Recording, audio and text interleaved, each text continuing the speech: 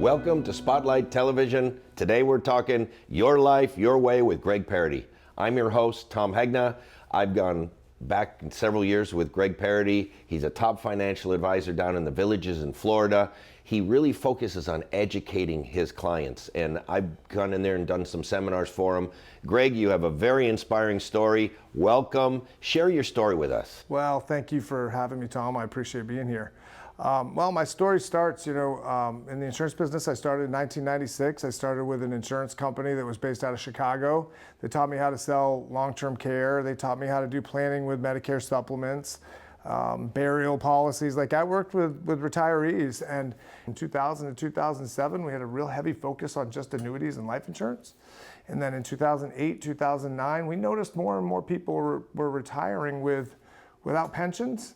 Not all of them, because in the Villages there are a lot of planners, a lot of savers there, but they were retiring without pensions and bigger IRAs. And so I started to become educated on IRAs, started working with Ed Slott and some of the other experts in that field, and started helping people with their IRAs because they didn't have pensions, building retirement income plans. And so we did that for a few years, kept going.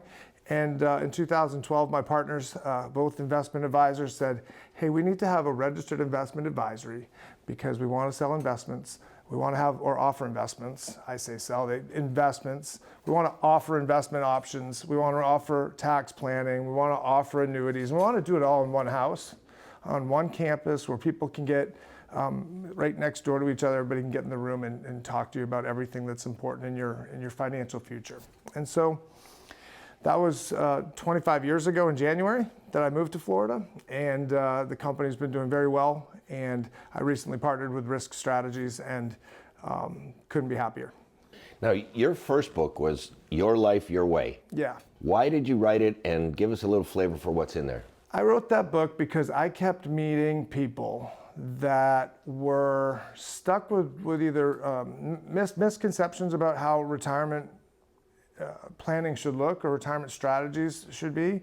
And so I wanted to help people live based on their lifestyle first. So I said, forget about the money. What do you want to do? Forget about the money. What do you want to do? And then I think people were like a little, there was trepidation. They didn't want to tell me what they wanted to do. They wanted to tell me what they thought their money could do for them. And they had no idea they were underliving in their retirement. And what I mean by that was they were underspending. Okay, and so by underspending in retirement, they were accidentally leaving more money to their children. Now, if you want to leave more money to your children, I guess that's okay. I think there's better strategies, but none of them really wanted to. Like, nobody said to me, like, hey, I want to try to find new ways to go without doing fun things today, so when I get older, I can leave more money to my kids. Like, I've just never heard it, right? So they were accidentally or unintentionally doing something that they didn't even want to do. And so I said, we've got these annuities, and I know that people don't like the word annuity. I mean, I've seen the studies, the word annuity. People don't like the word annuity. If I could call it something different, I would. But they're called annuities. And the reality is they've changed quite a bit over the years. We call them modern annuities. And you can design these things to do some really phenomenal things with your retirement income. They can help you. I always say they can help you take the plastic off your retirement, right? In one of my chapters in the book, I talk about that, and we'll cover that in a second. But and what I mean by that is put a guarantee or a warranty around your retirement income so that you can build a retirement strategy that ensures you live the best first half of your retirement, which is the bucket list phase, the second half of retirement, which is, you start to slow down, you're going downhill just a little bit, but you want to maintain financial security. And then it will continue to provide for you when you get into what I call overtime. So I have 3 phases. Mine are different than yours. I go first half, second half, overtime. When you get to overtime, that's about being independent, right? Like, you love your kids, but you don't want to move back in with them, right? Like, you want to maintain your own independence. And so we design modern annuity strategies to help cover all 3 stages of that. And then obviously we want to complement that with the right investment strategy through our investment team, and everything needs to be tied together with tax planning. I think tax planning is the name of the game. It's so fascinating about people not liking the word annuity. Social Security is an annuity. It's a lifetime income annuity. A pension, if somebody's fortunate enough to have one, is a lifetime income annuity. And last time I checked, people love their Social Security, they love their pension, and guess what? They love annuities too, because it gives them a guaranteed paycheck for life if they want that. And they have become increasingly better in the last 5 months. I've never seen them this good, and I've been in business since 1996. So interest rates are your friend when you have money, and they are not your friend when you don't, right? And right now, if you're retired, you probably have money. And as we talked earlier, people are saying buy bonds to lock in these rates, but you lock them in for what, 2 years, 5 years, 10 years maybe? You can lock in these higher guaranteed payout rates, the highest that we've seen in decades, and you can lock that in for the rest of your life. But I think the message there is, it's this misconception about retirement. Retirement is the opposite of how you got to where you are today, okay? I always use the example, and remind me to come back to this subject on this. It's the exact opposite, Tom. When you are accumulating wealth, it is different than distribution of wealth and preservation of wealth, right? And so I always use the analogy of, and our logo is built on this, is it's the retirement mountain, right? The ascent, while you're climbing the retirement mountain, you're in your younger years and you're saving as you go, right? And it's diligent every 2 weeks. You're contributing to your 401k or your company plan, very consistent saving habits, right? And then you get to retirement, and once you get to the top, you look at it and you go, I made it. Like, the view up here is fantastic. It's amazing. Like, I can see the sunrise below my feet, And then all of a sudden you realize, well, I got to get back down the other side. And so when you start climbing back down the other side of the mountain, you will realize right away, if you've done any type of hiking, which I have, that if you don't do the same amount of training for the descent, you're going to feel it physically, emotionally, and you're going to feel it right away, because you use the exact opposite skill set, okay? And so, there's a big difference in understanding the risks of climbing the retirement mountain and conquering it, the top of it, and then descending. If you slip and fall on the way up, you brush yourself off, you keep going. You make the wrong moves on the way down, okay? One of those wrong moves, I think, is buying short-term interest rates. You make the wrong moves now, and I think it could cost you forever. Okay, and here's why.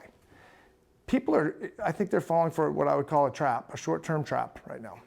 You can buy a guaranteed 5% CD or annuity, whatever it is, and let's say it's for 5 years. In 5 years, it runs out. Then what do? You gotta make another decision. Here's what you can do. You can buy the highest guaranteed distribution rates, payout factors. That's not the same as interest. I think it's better than interest. Right. But you can buy guaranteed payout factors anywhere from 7 to 10%, 11% yesterday I saw, 7 to 11% distribution of your money, and you can buy it forever. Like, they can't take it away from you. So when interest rates drop, you'll still be getting your paychecks at the highest we've ever seen. And so we tell people, don't fall for the short-term trap on all your money. Your emergency money, of course, they're paying you to hang out in cash. But your retirement money, your retirement income money, you buy, look, you can this much in annuities 2 years ago bought you your retirement lifestyle. We need this much in annuities today to buy you your retirement lifestyle. And isn't that amazing? Right. Isn't that amazing how fast it happened, to where you need half as much now that you needed 2 years ago to be retired? And even companies like BlackRock, that has nothing to do with annuities, they say your portfolio will perform better and have lower risk. Ernst & Young did a whole white paper where they found, all these top players that don't even have anything to do with annuities are saying when you add an annuity, it enhances the portfolio. Now, we talk about the accumulation phase, the distribution phase. Go over some of the more differences. There are differences in the stock market too. I think if you look historically at the sequence of withdrawal risk against a portfolio that's invested in stocks and bonds, I think you'll notice that you can't take as much out of that as you can if you just added an annuity to that mix. And so what ends up happening, I see, with the more affluent retiree, is when you're withdrawing from a portfolio that's not performing well, you start withdrawing less. Yeah. I very rarely see the people that are going to run out. That's a little bit different from what most people say, but maybe it's my clientele.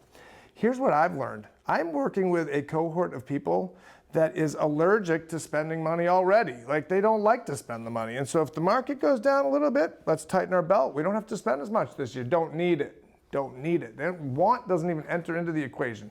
Don't need it. They got the 12, the 14-year-old cars. They're the happiest people I know. Right. They're so happy, right? They got a fixed income coming in, and they don't think about money as a thing, right? They just tighten their belt. They know how to. They're tough. But that sequence of returns risk, I worry about for the new retirees. The new retirees that I'm meeting today don't seem to understand that bonds can go down. Right. They found out last year.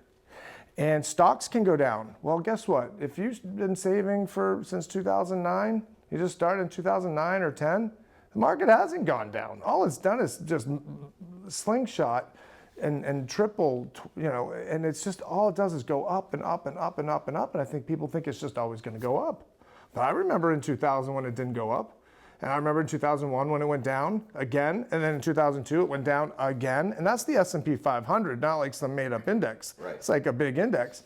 2008 was, we haven't had that happen in so long. Even during COVID, it dropped for just a few months. I think the key is when they're retired, if they're not going to use an annuity, then they got to have some type of buffer, because you do not want to take money out of the market when it's falling, because that turns dollar cost averaging into dollar cost ravaging in that distribution phase. Yeah, I agree with that. I think if you're counting on your portfolio for retirement income, then you better have some other strategy for when things go sideways. Because in the last 23 years, we've had three once in a century market crashes in the last 23 years, and so I would say that you got to have a buffer. But it's so much easier if you just add annuities to the mix. People go to extraordinary lengths to not add them. And I own 12 of them. I don't sell them, but I own 12 of them, and they give me the peace of mind. And I'm a lot like many of your clients. I was a saver, because there's savers and there's spenders. You have a lot of savers down there that were savers. And the toughest thing for a saver to do is to start to become a spender. But what did it for me is having these checks come in that are unlimited. They never run out.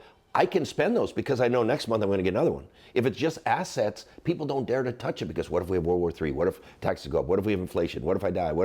There's too many what ifs.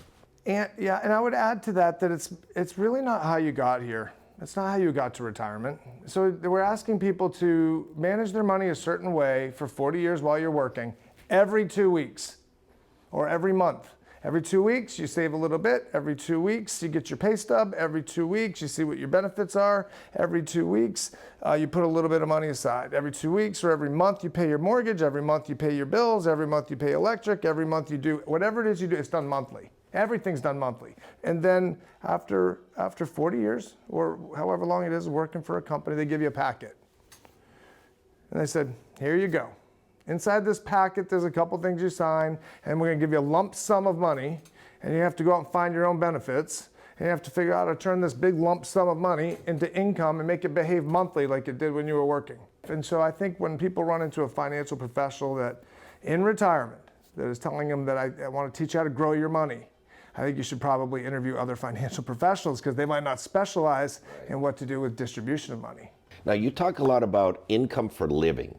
So talk about this income for living. So our phrase and what I believe in is you should make your next 10 your best 10. If you just get income coming in, you're not doing anything with it, then and it's just saving, growing in your bank account, you just keep reinvesting it. That's not why you retired. Right. Now, it's not a bad problem to have too much income coming in, but there's a difference between income for a life and income for a living. And we, like I said, we got 3 phases of retirement. There's the first half of retirement, the second half, and there's overtime. And we want to make your next 10 your best 10. And that's what income for living means. Make your next 10 your best 10. Do you have a plan to do everything that you ever imagined in retirement over the next decade? Because guess what? If you're 65 today, you won't feel better than you do today when you're 75. And the drives don't go as far when you're on the golf course. Yeah, when you're on the golf course, it doesn't go as far. You can't see quite so well at night. You hold the book away. All those things are just like normal. Everybody knows that. As you get older, you don't get bigger, faster, stronger, right? You just don't do it. And so we want to make your next 10 your best 10. And that means we have to build you a distribution strategy to do that. And I don't think a lot of advisors are talking to people about that. Right. I just don't. And why? Because I'm giving you back your money so you can go do fun things with it. Tell all your friends how much fun you had, and then you refer those friends back to us. And that's how we built, one of the largest firms in the country.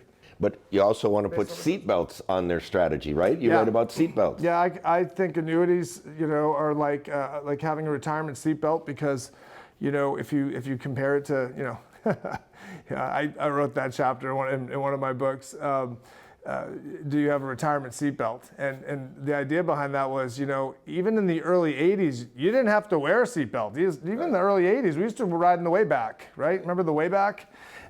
We rode in the way back of the station wagon, and we'd roll around in the back seat, and that was fine. Now they'd throw you in jail for that, But I think your money should, based on new data, I'll back up, based on new data and information and studies we learned, hey, it's safer if you wear a seatbelt. Right.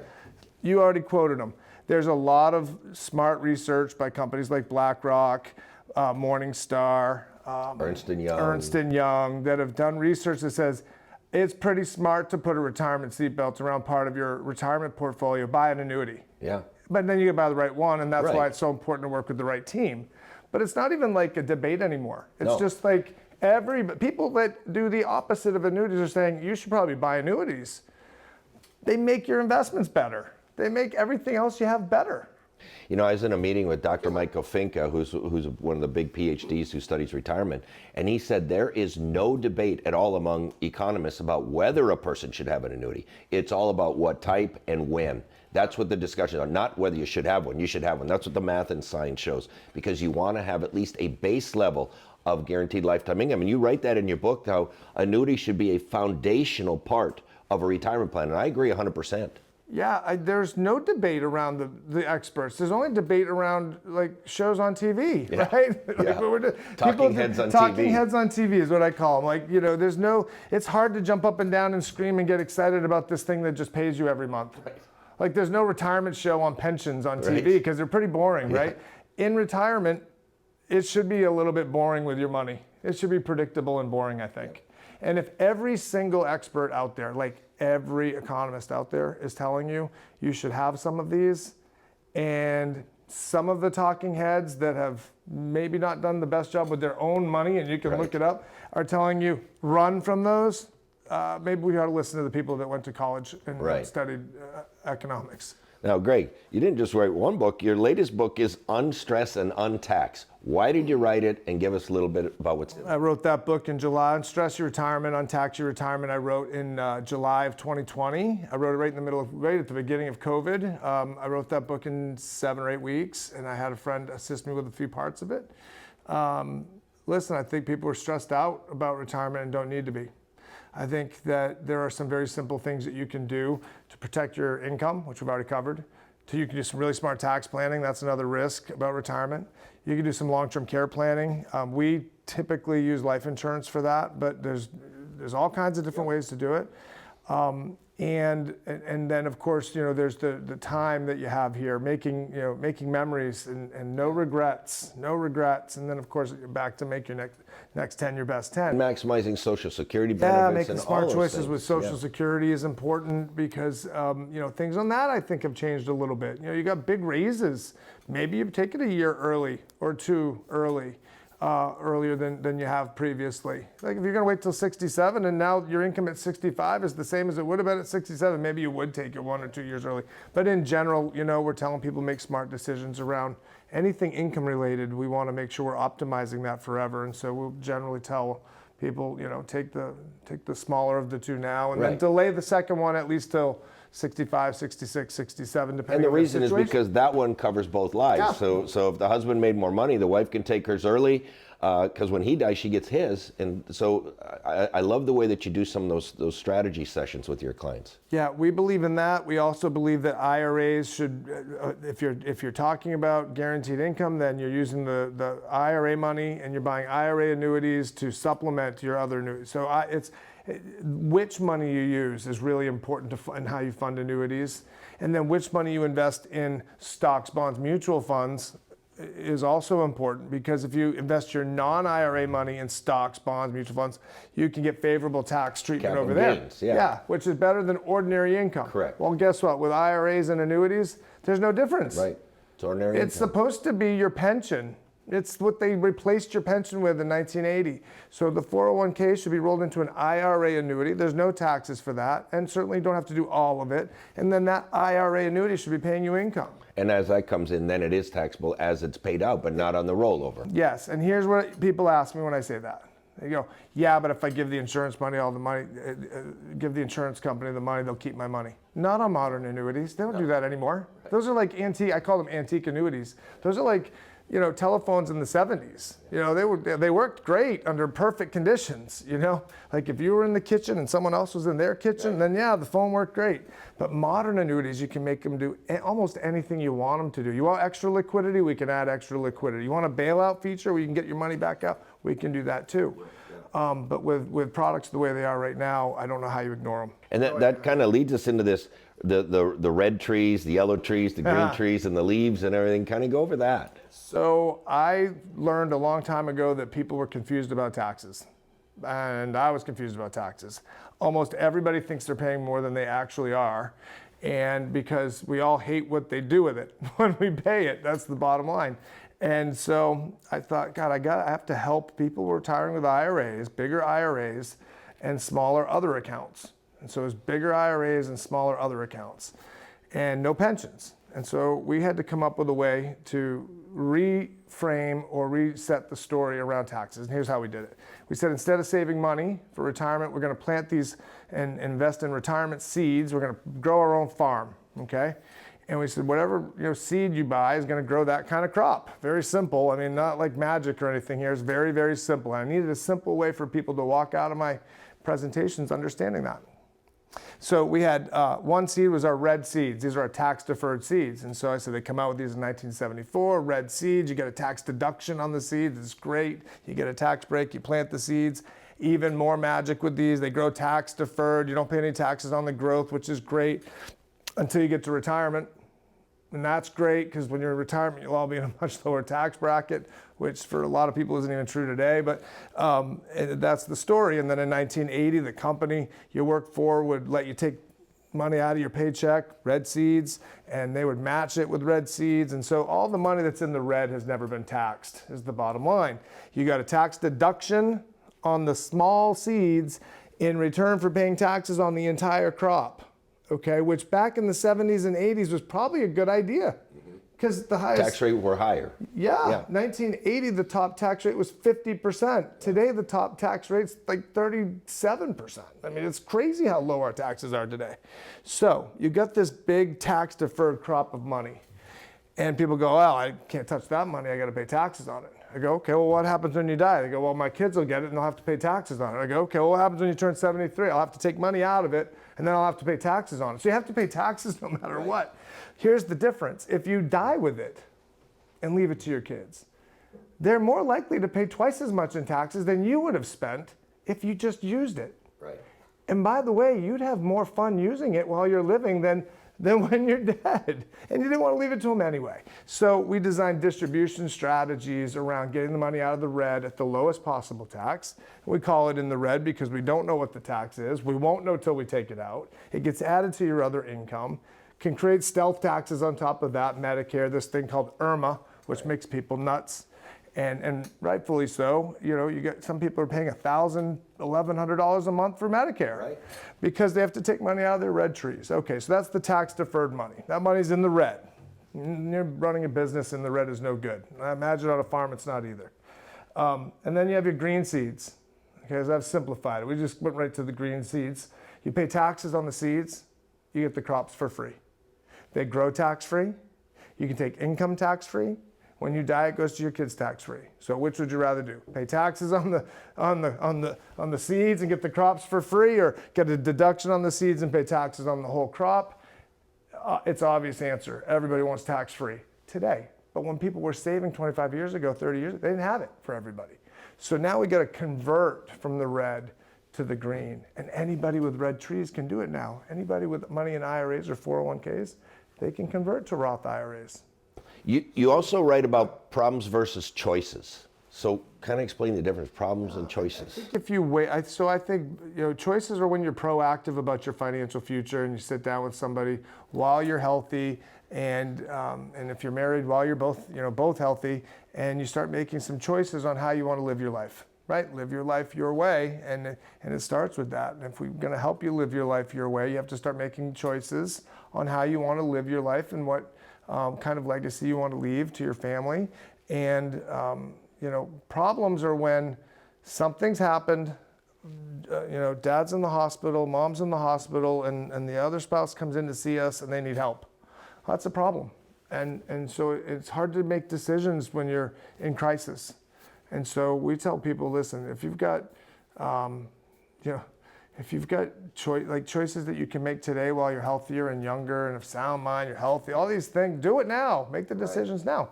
Now, you talked a lot about your team and having the right team, and you've got CPAs, you've got attorneys, you've got financial advisors. We do. We have 2 investment advisors that are full-time. They're both certified financial planners. They've been with me for 12 years. They're awesome. I love working with them every day. We also have a tax team, so we have 2 full-time CPAs. CPAs do the tax planning. Investment advisors and certified planners, they do the investment advisory work. And then we have certified annuity specialists that assist me in the income planning. And so I think once you start working all of those people together, I think it's very, very important, and have a balance of men and women working for you as well, so that you can hear different points of view from your clients and you can address all their needs. And when you go through a 6-7 step process like the one that we have, we're gonna, listen, by the end of it, we typically have it down to where we know what you want, we know how to get it for you, and you know who we are and what to expect from us. And we think that's super important. Any final tips that you want to share with the viewers? I would just tell everybody, if you're nearing retirement or you're in retirement, right now is probably the golden age of retirement income. Like, you can buy more income right now than you ever could before. So I would not be waiting for the market or interest rates to drop before I start exploring these strategies. Take advantage of these things, start being proactive, and start looking into what your options are today, and work with a team that covers all the bases, because you're gonna need that team for the rest of your retirement. Very good. Thank you so much, Greg. And for everybody, this was Your Life, Your Way with Greg Parady. Thank you very much for attending today.